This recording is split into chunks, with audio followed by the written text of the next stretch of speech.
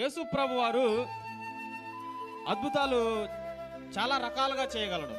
యేసు ప్రభు వారు ఎలా చేయగలడంటే, తన చేతితో ఆ గుడ్డివాడిని కళ్ళ మీద చేయి ఉంచి ఆ గుడ్డివాడు చూపు పొందిన సందర్భం ఉంది. మట్టిని తీసుకొని మట్టితో బురద చేసి బురద కళ్ళ మీద పెట్టి శిలోమను కోనేటికి వెళ్ళి కడుక్కోమన్న సందర్భం ఉంది. ఆయన మాటతో స్వస్థత పరిచిన సందర్భం ఉంది. మాట మాత్రము సెలవిమ్ము, నా దాసుడు బాగుపడతాడని ఉంది కదా. మాట మాత్రము సెలవిమ్ము, ఆయన మాటతో స్వస్థత పరిచిన సందర్భం ఉంది. ఇంకా ఆయన వస్త్రపు చెంగును తాగితే స్వస్థపరిచిన సందర్భం కూడా ఉంది. యేసు ప్రభు వారు రకరకాలుగా చేయగలడు. యేసు ప్రభు వారు ఆయన అద్భుత కార్యాలు రకరకాలుగా వివిధాలుగా చేయగలడు. కొన్ని మాధ్యమాలను కూడా ఉపయోగించగలడు, అంటే మట్టిని ఉపయోగించినట్టు.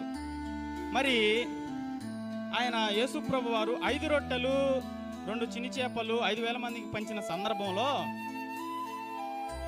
యేసు ప్రభు వారు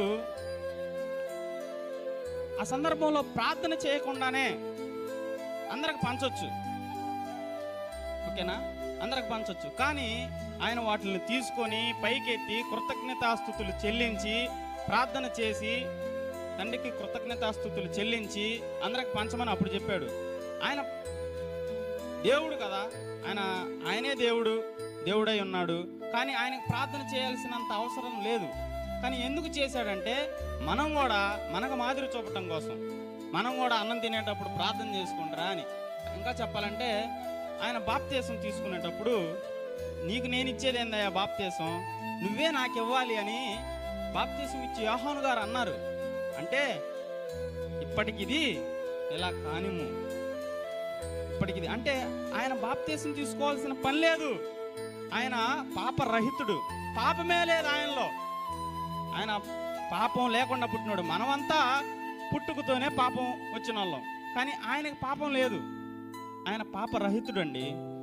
మనం బాప్తీసం తీసుకుంటే పాపాలన్నింటినీ పోగొట్టుకోవటానికి, మన పుట్టుకతో వచ్చిన పాపాన్ని కూడా పోగొట్టుకోవటానికి మనం బాప్తీసం తీసుకుంటున్నాం. కానీ ఆయన పాపరహితుడు, ఆయనకు పాపమే లేదు, పాపం లేకుండా పుట్టినవాడు. అట్లా అంటే ఆయన బాప్తీసం ఎందుకు తీసుకుంటున్నాడంటే, మనకు